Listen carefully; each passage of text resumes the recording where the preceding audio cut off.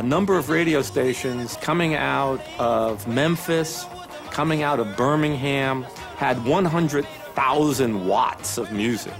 And in the evening, at night, when the sun went down, young people throughout the South could listen to this rhythm and blues music. And that became very, very popular.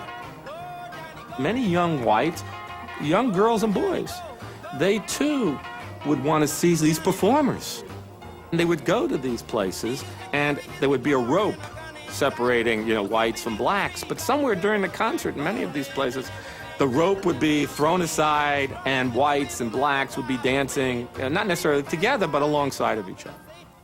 Jackie at the bat, here's what he done. He hit the ball with the bat. The bat hit the ball. You should have heard those fans. Well before the courts and lawmakers caught up, other sectors of society were also moving toward integration. Jackie Robinson famously became the first black ball player to break the color barrier in the major leagues. Strengthened by his service in the war, Robinson was uniquely prepared to bear the harsh treatment and indignities he suffered integrating America's national pastime. World War II is important to look at as a turning point for African Americans in the civil rights movement, because we've got African American males and some females who have gone overseas. And also knowing what the war is about. It's about fighting a racist nation, but you're living in a racist nation, and there's something wrong with this picture. My very stomach turned over when I learned that Negro soldiers just back from overseas were being dumped out of Army trucks in Mississippi and beaten. In 1948, President Truman issued an executive order desegregating the U.S. Armed Forces. This was really the signal that put the federal government on the side of African Americans. But one thing that the military has is if you're in it, you're in a totally controlled institution. You obey orders. So in a way, the military was probably the best institution. If you are looking to desegregate any institution,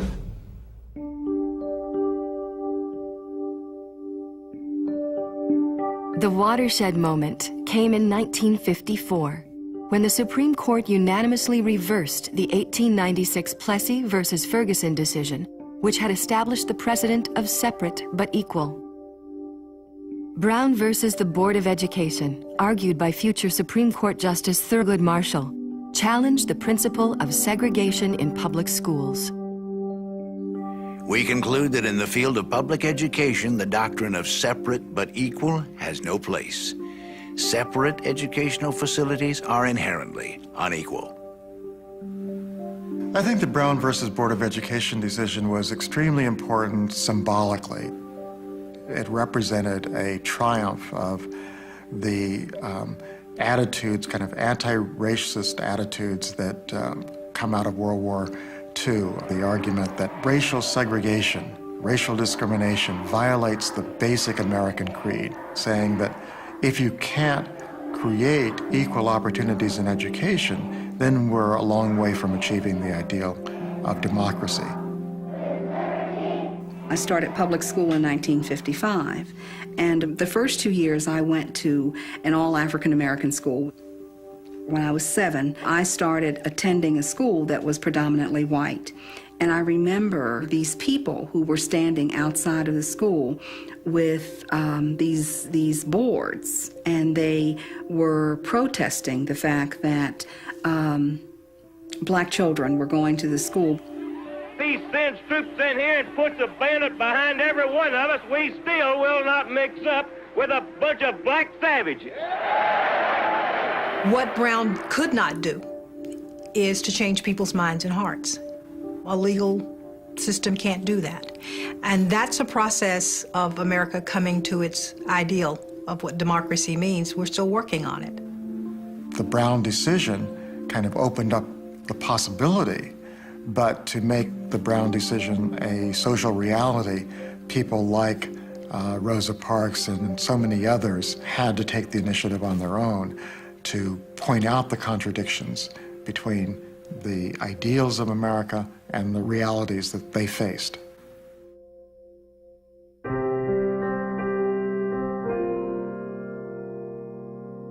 On December 1st, 1955, Rosa Parks took the action that would carry the civil rights movement to the next level. Tired after a long day's work, she refused to give a white man her seat on a city bus. In one way, it was the spontaneous act of an individual who was fed up with the indignities of second-class citizenship. But in another way, Mrs. Parks and her Montgomery, Alabama community had been preparing for this moment for a long time. Montgomery had a college, an African-American college in town. It had an educated black middle class, people who taught at the college, people who taught in the school system, ministers. It had a very prominent set of churches. It had an important women's organization. The day after Rosa Parks' arrest, leaders of the black community met and mobilized a total boycott of the city bus system. They printed almost overnight 50,000 leaflets that were distributed throughout Montgomery. The people who had functioned in many of these community organizations developed a carpool that had to, transport people who normally took public conveyances to their jobs. Many walked as much as they could. But clearly the organization that they had built up over the previous decade was extremely important, and the unity was extremely important. In the midst of launching and sustaining the boycott, an electrifying young minister emerged as its primary spokesman. Segregation in public transportation will pass away eventually. And I think we should start now preparing for the inevitable. I think that one way we can explain the emergence of Martin Luther King as an important leader is to say that that wouldn't have happened without Rosa Parks and perhaps E.D. Nixon and many of these other individuals who actually initiated the Montgomery bus boycott. So we always have to think of Martin Luther King as a symbol for something much larger. At a higher level, they needed the federal government to break the back of white resistance, to break the back of the white politicians who were never going to capitulate. King, probably better than anyone else, was able to say, what is the larger significance of what we're doing? What we're really about is achieving justice in the larger sense of the word. We're trying to achieve our constitutional rights. After about a year of the bus boycott, it was the Supreme Court that issued the order that said segregation on local transportation buses was unconstitutional. These 50,000 black people in Montgomery for over a year had engaged in this massive withdrawal of their participation in the segregation system, and they prevailed, they won. And that lesson was absorbed by others in other places, and again, it became like an instruction manual to the rest of the civil rights movement. When the history books are written in the future, somebody will have to say that I'm in the race of people. Black people. People who have the mind of courage to stand up for their rights. Thereby they injected a new meaning into the veins of history and of civilization.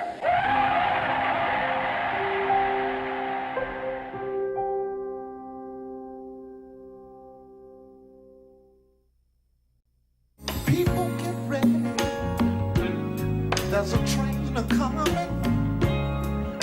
You don't need no baggage. You just get on board. All you need When Martin Luther King had the March on Washington, I remember that my uncles went, but that none of the women in the family or any of the children were allowed to go because it was considered to be something that perhaps would not be safe. And so I remember my uncles came back and talked about what a wonderful time it was and what a marvelous speaker Martin Luther King was. And they really thought that King was, to quote them, about something. I have a dream that one day this nation will rise up live out the true meaning of its creed.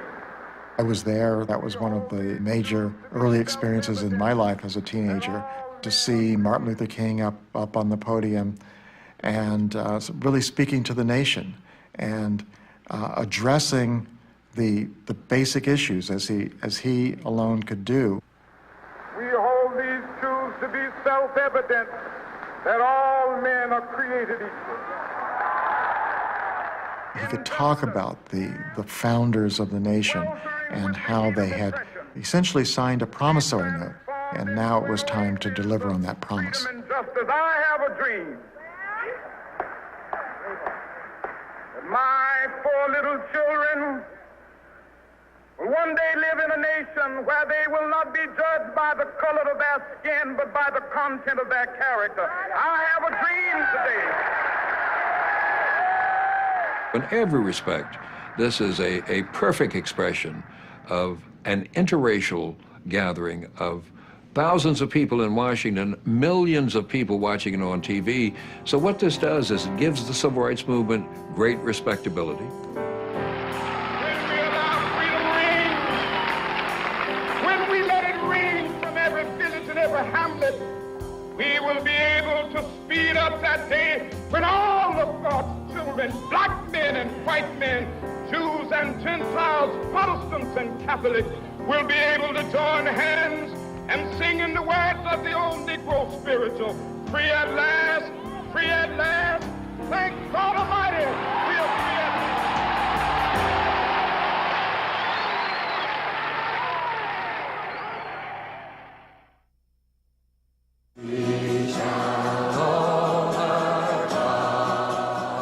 In 1960, college students and other young people had begun to challenge segregation directly, holding nonviolent sit-ins at white-only lunch counters across the South. It's action by ordinary people, college students, high school students in some places, striking a blow against segregation, using this new tactic, nonviolence, passive resistance to segregation. Here is an explosion of the spirit of resistance that's been ever present, but now all of a sudden in 1960, here are literally hundreds of thousands of young people doing this. And to non-participants, I think it sent a powerful message. The following year, black and white freedom riders tried to integrate interstate transportation by riding buses from Washington, D.C. to New Orleans. All of these efforts met with extreme and often violent reactions from Southern whites. It's this historic Southern resistance to Northerners telling them how to live. It comes from the Civil War, of course, and it's lasted ever since, even up to this day. And I think it came from opportunistic politicians who whipped up this anti-black sentiment, this anti-integration sentiment, who profited from it. Despite numerous U.S. Supreme Court rulings and federal directives, racial segregation continued to be a fact of life in most of the South. Southern whites monopolized state power. The large bloc of Southern Democrats in Congress forced the President, John F. Kennedy, to downplay civil rights legislation. There was a very strong political fear that they were so indebted to Southern congressmen and senators and governors that they felt that given this very slim margin of victory they'd had in 1960, they had to be very, very timid and careful, and they were so. In the spring of 1963, the focus of the civil rights movement turned to Birmingham, Alabama. Birmingham is always seen as the bedrock of racism, and it certainly lived up to that vision that we have of Birmingham. Especially civil rights activists thought, if we can just convert Birmingham, this is hell. And if we can convert it, the others will fall. So that's the reason Birmingham is so important in this movement. The battle to desegregate Birmingham began in April. Local African Americans, working closely with Martin Luther King Jr. and the Southern Christian Leadership Conference, forged a tightly knit community of struggle. Much of the work was done out of the 16th Street Baptist Church. Daily marches began on April 3rd, and each day the police intervened. On April 12th, King himself was arrested. From his jail cell, he wrote an open letter explaining and defending the actions of the protesters. When you are hired by day and haunted by night by the fact that you are a Negro, when you are forever fighting a degrading and degenerating sense of nobodiness, then you will understand why we find it difficult to wait. The letter from Birmingham jail was King's, I think, most profound attempt to influence public opinion during the Birmingham protests, to explain why there was this urgency, why protest was necessary, why civil disobedience was necessary to achieve social justice. What really made it work was the very bold decision by King and the SCLC people to have women and young people lead the demonstrations. So when you do that and you have cameras showing the country every night the way in which these police dogs are attacking women and children, and the way the fire hoses are literally lifting them up off their feet and throwing them against walls, you have the most vivid possible demonstration of what the civil rights movement is all about and why change has to happen. Birmingham makes the Kennedy administration do what they had hoped never to do, and that is to take sides. And they're forced in this instance to take sides with Martin Luther King, with the movement, with the protesters. It's Birmingham that made civil rights matter. President Kennedy sent his assistant U.S. Attorney General for Civil Rights to negotiate a settlement ending the violence and granting the protesters most of their demands. Then, in June of 1963, he introduced sweeping civil rights legislation. We are confronted primarily with a moral issue. It is as old as the scriptures and is as clear as the American Constitution. The heart of the question is whether all Americans are to be afforded equal rights and equal opportunities, whether we are going to treat our fellow Americans as we want to be treated.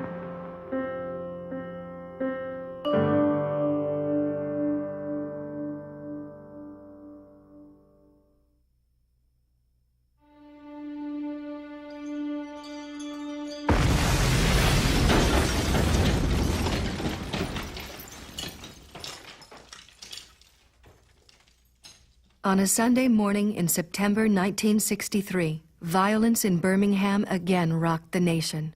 A bomb exploded in the 16th Street Baptist Church, injuring 20 people and killing 4 little girls.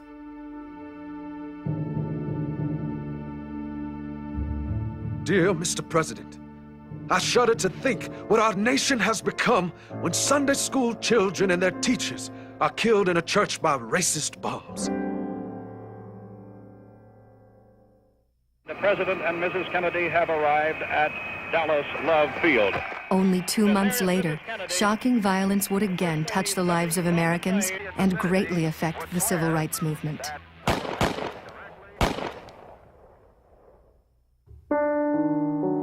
I get this phone call from my sister, and she said, President Kennedy has been assassinated. And then I turned on the television, and then, they played over and over again that scene when he was shot in the car in motorcade. President Kennedy shot today just as his motorcade left downtown Dallas. Mrs. Kennedy jumped... I was in junior high school, and there was a public announcement, and I remember going home and sitting in front of the television with members of my family.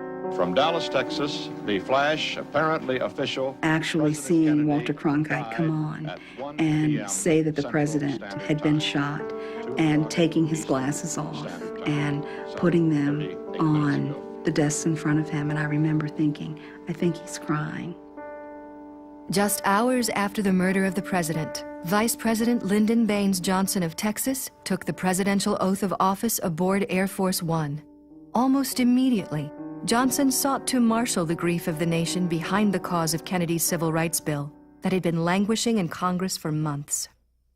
This bill is going to pass if it takes us all summer. He clothed himself in the legacy of the martyred president. And even when he was going well beyond what President Kennedy hoped to achieve, he used the mantle of the assassinated ex-president as a way of trying to build support for his program. Faced with a filibuster by Southern senators, Johnson used his own matchless political skills to push the bill through.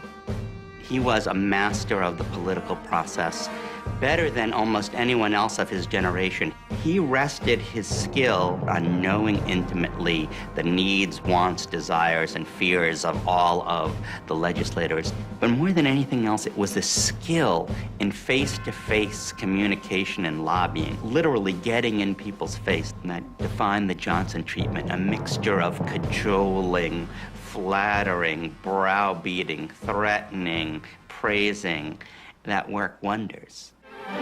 Congress passes the most sweeping civil rights bill ever to be written into the law. After 83 days of debate, Congress passed the Civil Rights Act in July of 1964. The Civil Rights Act of 1964 may be the great achievement of the liberal era of the 1960s and of the Johnson presidency. More than anything else, it led to the end of the system of segregation in the United States and to the integration of public life. It had real procedures against petty apartheid, lunch counter, hotel, restaurant, movie theater segregation. Just lifted this awful stigma that somehow black people weren't good enough to go to this movie, weren't good enough to go to this restaurant. Just wiped that away almost instantaneously. And also had educational provisions that helped advance what Brown had begun almost 10 years earlier.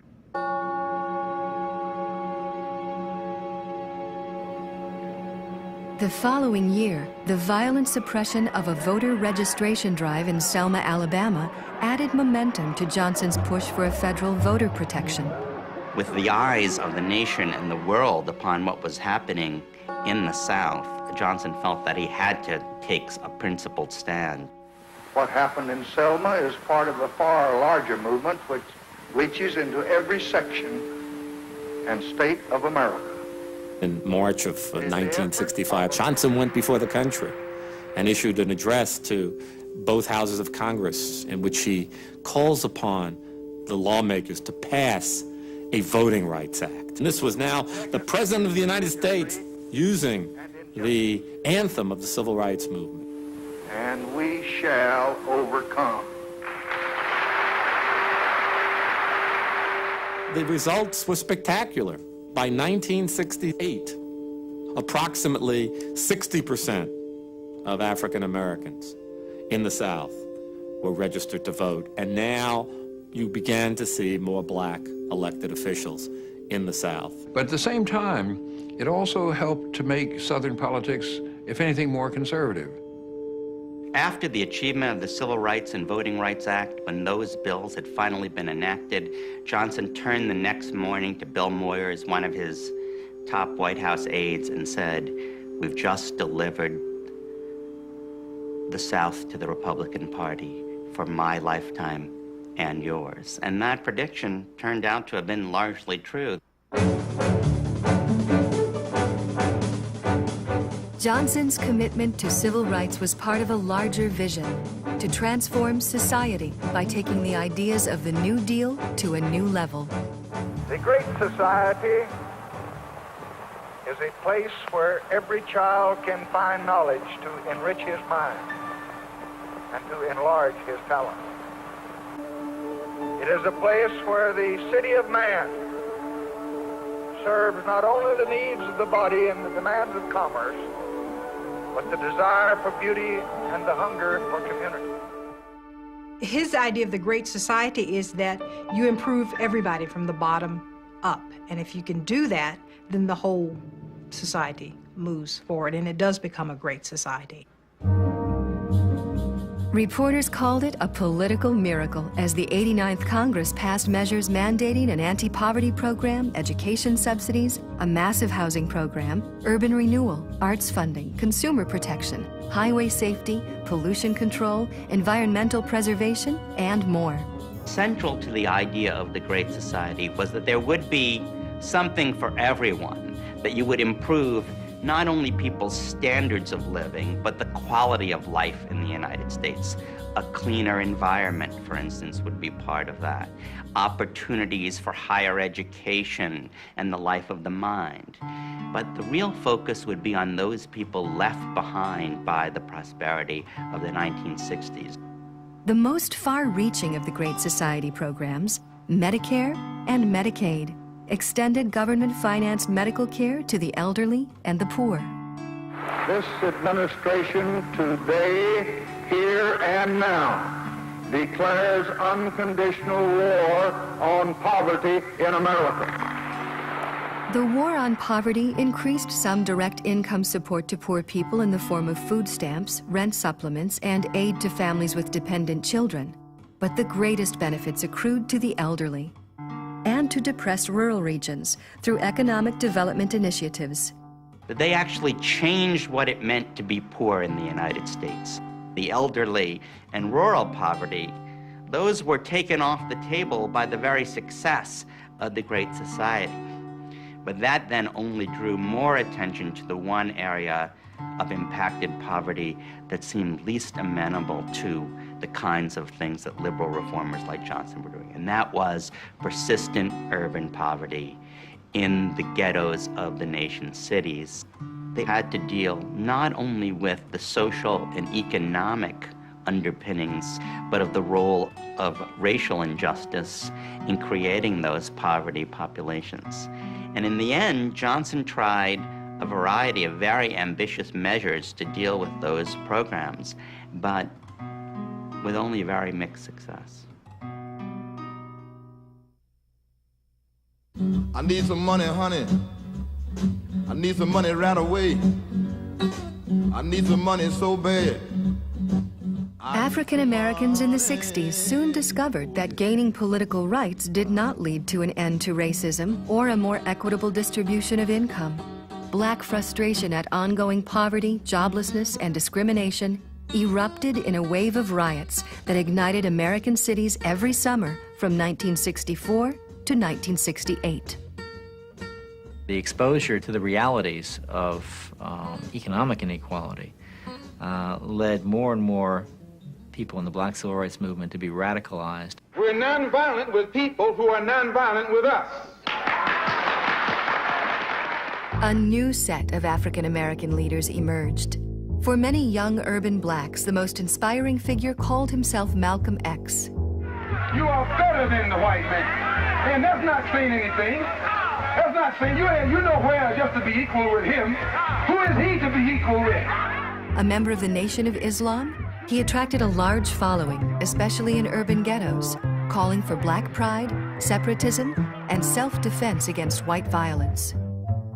Who ever heard of a revolution where they lock arms singing, "We shall overcome"? Just tell me you don't do that in a revolution. You don't do any singing, you're too busy swinging. I think Malcolm and Martin are very, very much alike in many, many ways. What they force white America to do is to look at Martin and Malcolm and say, Malcolm, Martin, Malcolm, Martin. I think I better go with Martin. It's time for you and me to stand up for ourselves. We need radicals in this country because the United States has the ability of taking radical demands and absorbing them in its political system and putting them into more moderate and more generally acceptable reforms.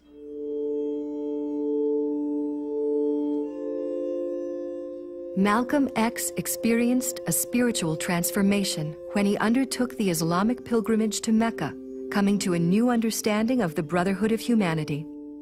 He begins to redefine his own philosophy and eventually comes to be an admirer of the courage of people who had offered themselves up for beating. It suggested to me that had he lived, and who can say, of course, that he would have been closer and closer to the mainstream civil rights movement than he was to his origins in the Nation of Islam.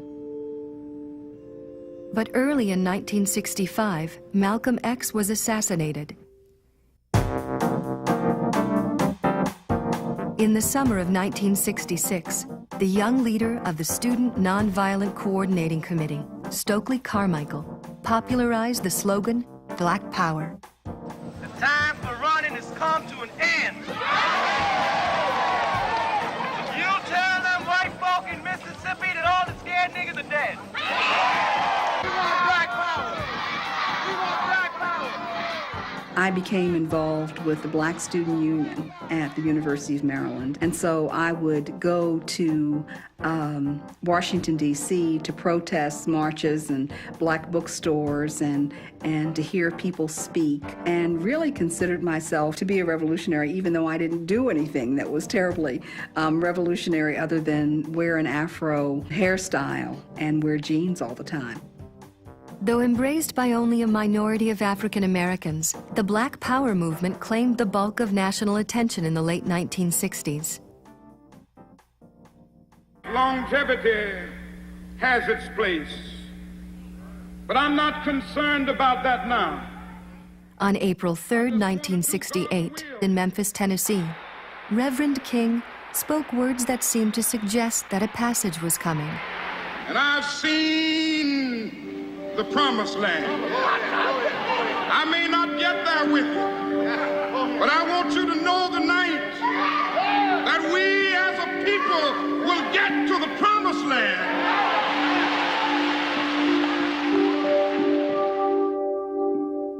The next day, Dr. King was shot down in Memphis. He was 39 years old. The assassination of Martin Luther King was a major blow because he was this leader who was able to moderate all the contending forces, moderate the conflicts that were dividing the black struggle. And I think his death took away that moderating influence, leading to making the black movement more vulnerable to external repression, leading to a kind of ideological extremism. In the aftermath of King's murder, riots broke out in cities across the United States. And only 2 months later, Attorney General Robert F. Kennedy, a leading candidate for the '68 Democratic nomination for president, was also killed by an assassin's bullet. King's death, of course, you lose the most prominent leader. Kennedy's death, you lose the person who is most likely, if elected, to be a racial healer and a uniter rather than a divider. So this is an awful, awful year for people who believe in using the political system to advance social justice, who believe that the civil rights movement can go forward and win more victories. It's an awful year. By the time of the 1968 Olympics, a full 85% of the white population thought that blacks were pressing for too much too quickly. Several black organizations also condemned Black Power, and its advocates receded from national visibility by the end of the decade. There are many, many positives that come out of what you can generally call the Black Power era. This tremendous increase in black elected officials, and that's a Black Power phenomenon. There are more and more people who seem willing to do sort of community work, organizing their communities, not for the sort of standard civil rights kinds of things, but for social service kinds of things and social justice kinds of things. So there is this impetus to become involved, to get your hands dirty, to dig down, to do the work, and that's a good, positive fallout of Black Power.